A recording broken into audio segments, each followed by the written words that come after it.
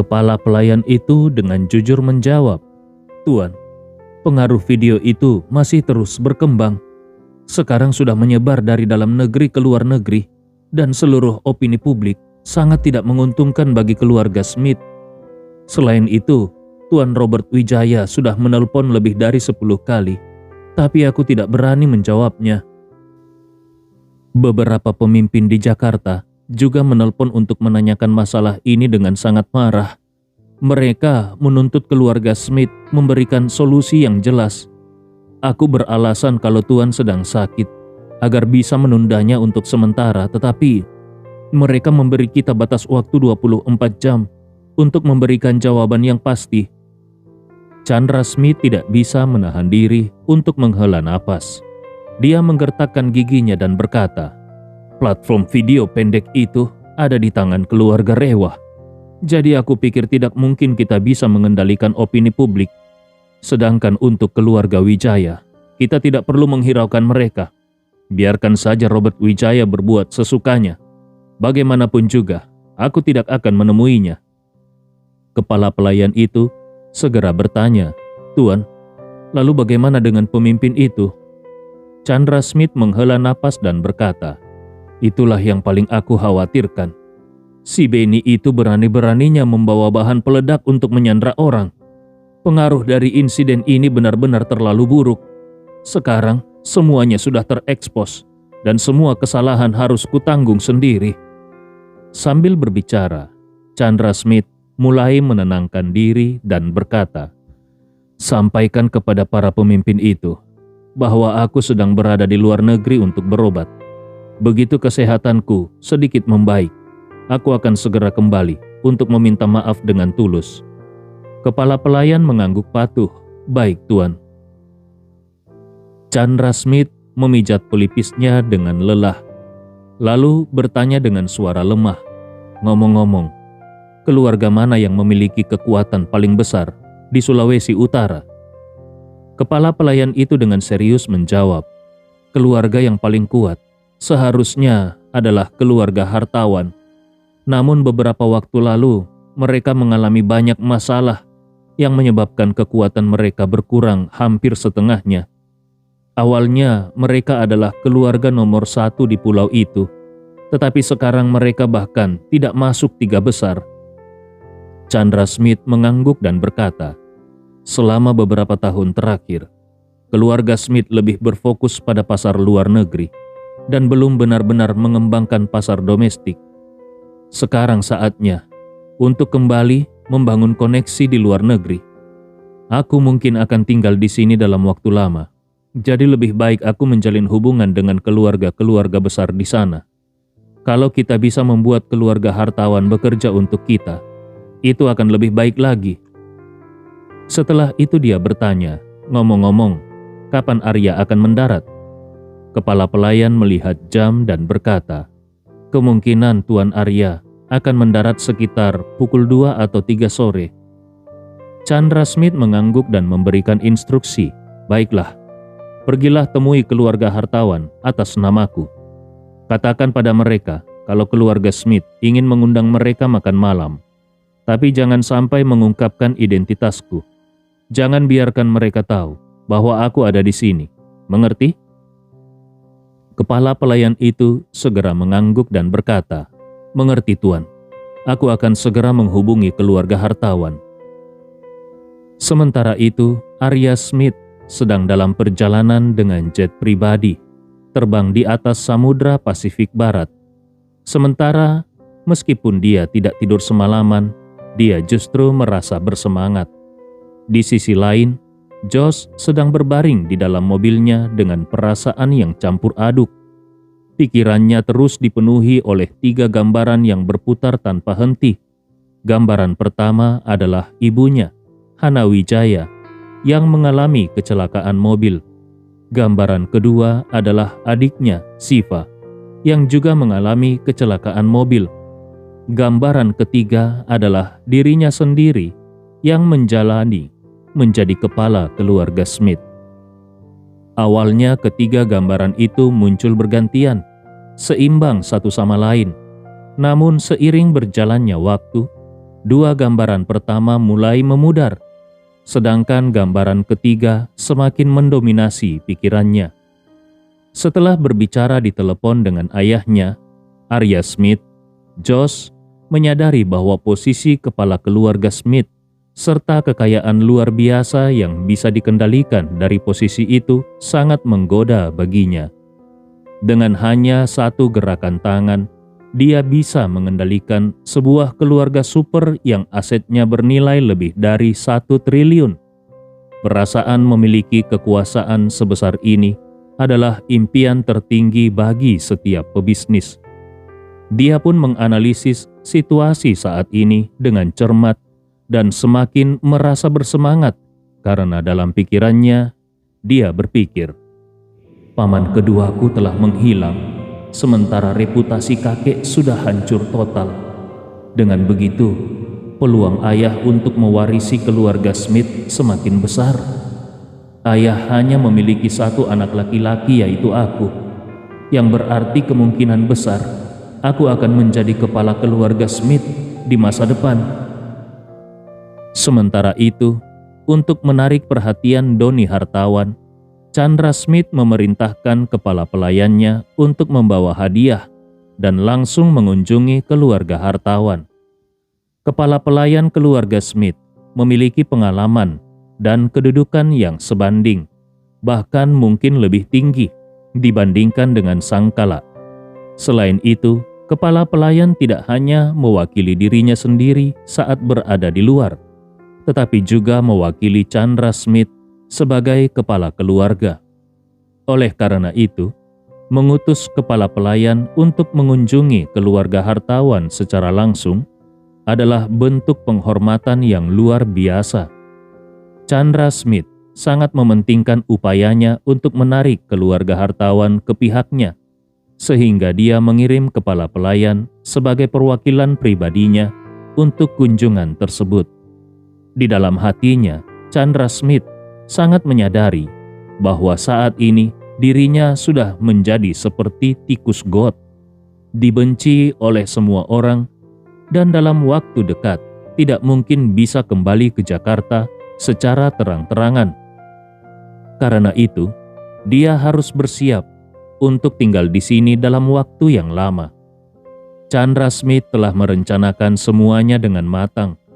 Tujuannya datang ke sini adalah untuk diam-diam membangun pijakan di kota ini, bukan hanya mengendalikan keluarga-keluarga kaya yang ada di sini, tetapi juga dengan cepat memindahkan aset keluarga Smith dari seluruh negeri ke kota ini, sehingga memperkuat fondasi keluarga Smith di kota ini sebelum membangun jaringan sesuai rencananya di luar negeri.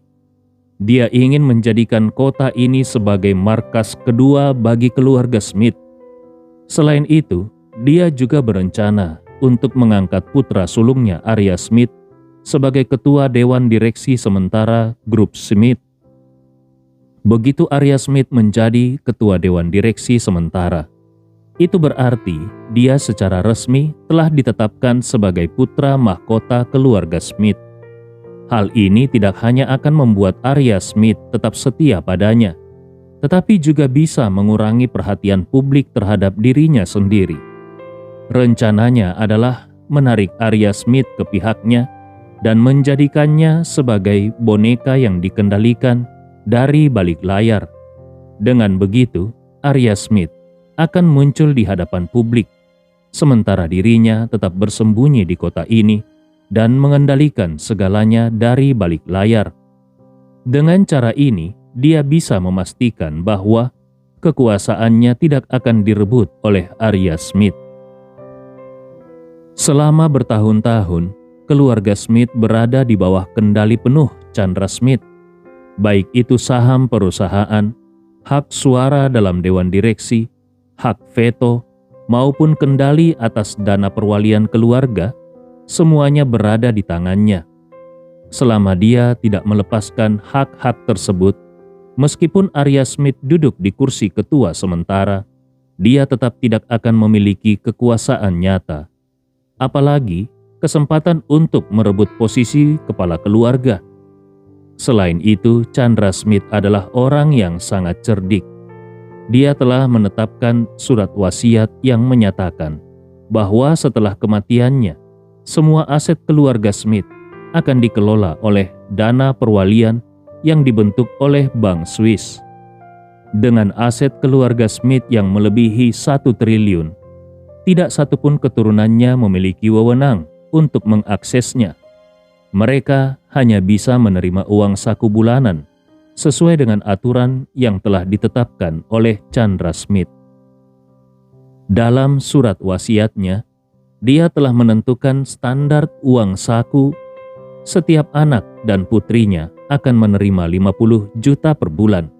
Pasangan mereka masing-masing akan menerima 25 juta per bulan. Setiap cucunya akan menerima 10 juta per bulan. Pasangan cucunya masing-masing akan menerima 5 juta per bulan. Setiap cicit yang berusia di bawah 18 tahun akan menerima 3 juta per bulan. Kalau dihitung, selama Chandra Smith tidak mengubah wasiatnya sebelum meninggal, maka setelah kematiannya, seluruh keturunannya hanya bisa menerima total 2 hingga 3 miliar per bulan sebagai uang saku. Namun, aset keluarga Smith yang melebihi 1 triliun terus menghasilkan keuntungan bersih lebih dari 10 miliar per bulan. Uang yang tidak digunakan oleh ahli waris akan terus berlipat ganda dalam dana perwalian. Bagi Arya Smith dan keturunannya, aturan ini tampak sangat tidak adil. Meskipun mereka terus menerima uang saku hingga akhir hayat, kekayaan keluarga Smith juga akan terus bertambah, sementara mereka tidak bisa menikmati seluruhnya. Namun, keputusan Chandra Smith ini dibuat dengan perhitungan matang. Pertama, surat wasiat ini berfungsi sebagai perlindungan bagi dirinya sendiri. Dengan aturan ini, tidak ada satupun anggota keluarga yang akan berani berencana membunuhnya. Sebab kalau dia meninggal, mereka bukan hanya kehilangan kesempatan untuk menjadi kepala keluarga, tetapi juga mengalami penurunan drastis dalam pendapatan mereka. Awalnya, setiap anggota keluarga bisa menghasilkan puluhan atau bahkan ratusan miliar per tahun, serta mendapatkan banyak sumber daya lainnya dari keluarga. Tetapi kalau Chandra Smith meninggal dan mereka hanya bisa menerima gaji tetap dari dana perwalian, pendapatan mereka akan menyusut hingga puluhan kali lipat. Dan wasiat ini selain berfungsi sebagai jimat pelindung, juga setara dengan asuransi keluarga. Di zaman sekarang, para konglomerat modern khawatir keturunannya akan menjadi anak yang boros dan menghancurkan warisan keluarga mereka. Karena itu, hampir setiap konglomerat besar akan mendirikan dana perwalian. Sehingga jika keturunannya tidak kompeten, seluruh aset keluarga akan dikelola oleh dana perwalian.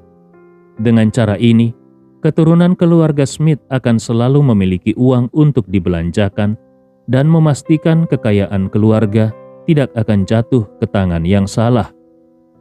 Selain itu, aturan di mana mereka menerima uang saku berdasarkan jumlah anggota keluarga juga mendorong keinginan keturunan mereka untuk terus berkembang biak. Karena selama mereka memiliki keturunan, itu berarti mereka melahirkan tiket makan baru. Sebagai kepala keluarga, hal yang paling mengkhawatirkan adalah kelangsungan garis keturunan. Kalau cara ini bisa mendorong keturunannya untuk memiliki lebih banyak anak, ditambah dengan cukupnya aset dana perwalian, maka kesinambungan dan perkembangan keluarga akan lebih terjamin. Bagi Chandra Smith, kalau tidak ada keturunannya yang memenuhi harapannya, maka sampai mati pun dia tidak akan mengubah isi wasiat tersebut. Namun, kalau ada keturunan yang sangat berbakat dan mendapatkan kepercayaannya, maka dia masih memiliki cukup waktu untuk mengubah wasiatnya saat menjelang ajal. Dengan cara ini, rubah tua ini bisa menggenggam seluruh kekuasaan dan kendali penuh atas keluarga Smith di tangannya. Tidak ada satupun keturunannya yang bisa mengancam dominasinya atas keluarga Smith. Sementara itu, Doni Hartawan dan putranya Alvin baru saja kembali ke rumah. Keduanya bahkan belum sempat duduk dengan nyaman ketika kepala pelayan keluarga Smith datang berkunjung. Mendengar bahwa kepala pelayan keluarga Smith datang, pikiran pertama yang terlintas di benak Doni Hartawan adalah, Tuan Andi memang bisa meramal segalanya. Aku baru saja kembali, dan keluarga Smith sudah datang mencariku. Memikirkan hal ini, dia segera berkata kepada Alvin, Alvin, demi menunjukkan rasa hormat kita, kau sendiri yang keluar untuk menyambutnya dan undang kepala pelayan keluarga Smith ke ruang kerjaku. Alvin segera mengangguk dan bergegas keluar. Doni Hartawan merapikan kerah bajunya dan lebih dulu menuju ruang kerjanya. Tak lama kemudian, Alvin kembali dengan seorang pria paruh baya berusia sekitar 50 tahun. Begitu pria itu masuk, Doni Hartawan langsung menyambutnya dengan antusias. Alvin segera memperkenalkan, Ayah, ini adalah kepala pelayan keluarga Smith dari Jakarta, Tuan Anwar.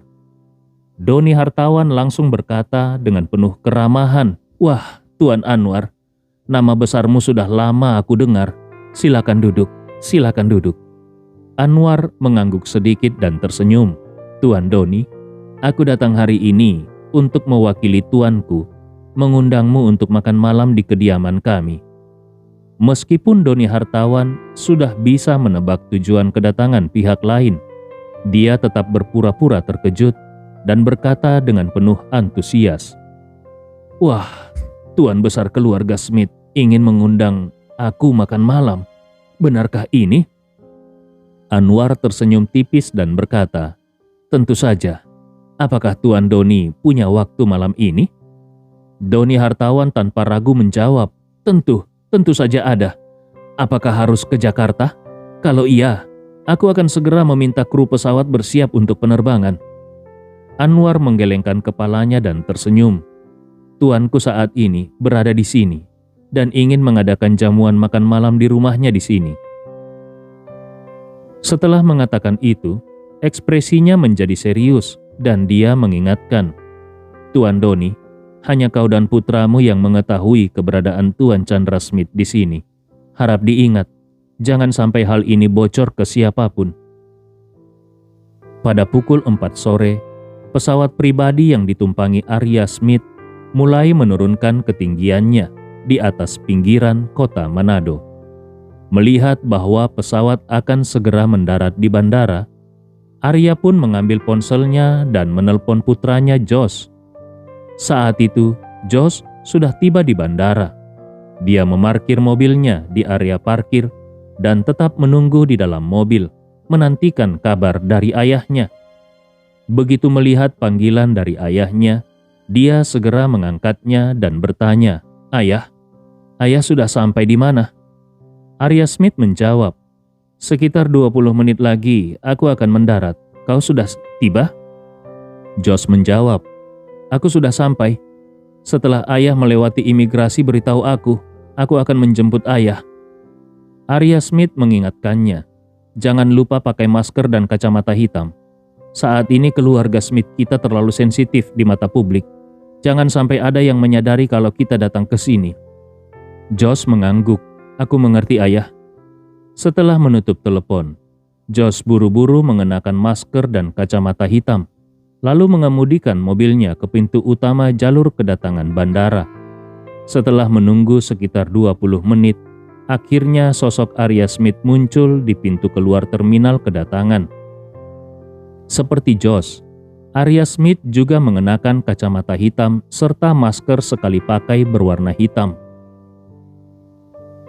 Namun, Josh tetap bisa mengenalinya dalam sekejap. Dia segera turun dari mobil, melambaikan tangannya dan berseru, "Ayah, di sini." Melihat Josh, semangat Arya Smith langsung membara. Dia segera berlari kecil mendekat. Josh sendiri telah menanggung banyak tekanan dalam beberapa hari terakhir. Melihat ayahnya akhirnya kembali, dia merasa seolah telah menemukan sandaran. Walaupun telah menempuh perjalanan beberapa hari yang cukup jauh dan melelahkan, dia segera maju dan memeluk ayahnya erat-erat.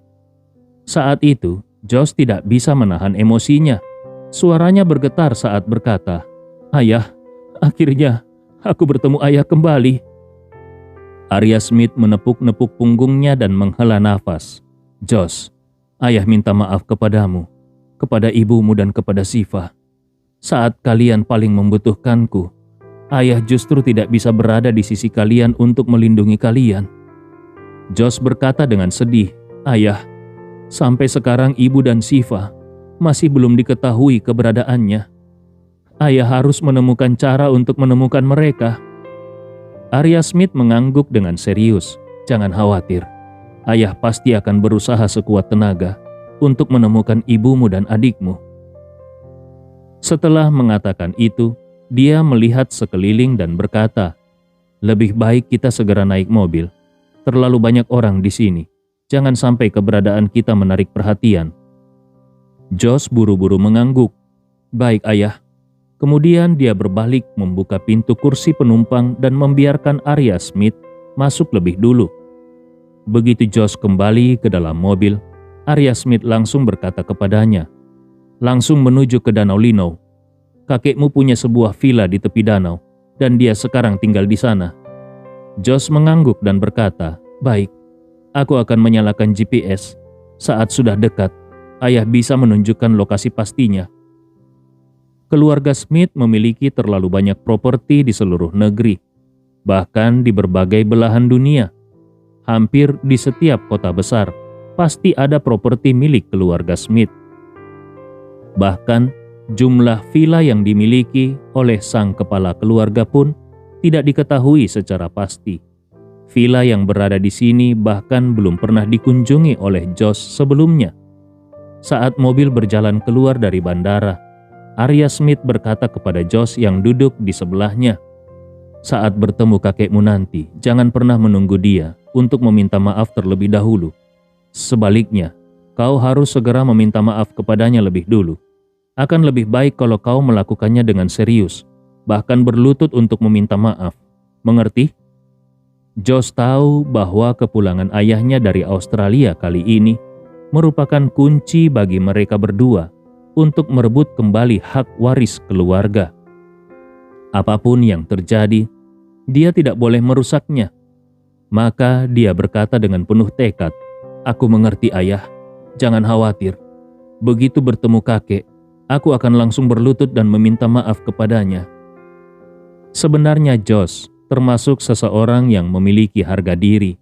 Namun di hadapan kepentingan yang begitu besar, harga diri pun terasa tak seberapa. Arya Smith kembali mengingatkan, "Kali ini, kakekmu mengalami kemunduran terbesar dalam hidupnya. Melihat dampak dari video itu, kemungkinan besar kakekmu tidak akan bisa bangkit lagi. Ini adalah kesempatan besar bagi kita berdua. Kalau kita bisa memanfaatkannya dengan baik, di satu sisi, kita bisa menunjukkan kemampuan kita kepada kakekmu. Di sisi yang lain, kita juga bisa menunjukkan kepatuhan mutlak kita kepadanya. Dengan begitu, kita memiliki kesempatan untuk mewarisi seluruh keluarga Smith." Setelah berkata demikian, nada suara Arya Smith sedikit berubah. "Namun, kalau kita gagal, kakekmu pasti akan menyerahkan seluruh aset keluarga Smith kepada dana perwalian luar negeri sebelum dia meninggal. Saat itu terjadi, kita hanya akan mendapatkan uang saku berdasarkan jumlah anggota keluarga." Josh segera mengangguk, bersemangat, dan berkata dengan penuh antusias, "Ayah, aku akan mengikuti semua instruksi ayah." Sekitar pukul 5 sore, di bawah arahan Arya Smith, Josh mengendarai mobilnya menuju sebuah kompleks villa besar di tepi Danau Lino. Danau Lino adalah salah satu destinasi wisata paling terkenal di kota ini, dan sebagian besar kawasannya terbuka untuk umum. Oleh karena itu, villa yang terletak langsung di tepi danau sangat sedikit. dan harganya pun luar biasa tinggi. Konon, ada seorang pengusaha e-commerce terkenal yang memiliki villa mewah di sini yang nilainya mencapai miliaran. Namun dibandingkan dengan villa milik Chandra Smith, villa itu masih kalah mewah. 10 tahun yang lalu, Chandra Smith membeli kompleks villa ini dengan harga 80 miliar. Setelah direnovasi ulang dengan biaya 5 miliar, dia hanya menempatinya beberapa hari dalam setahun.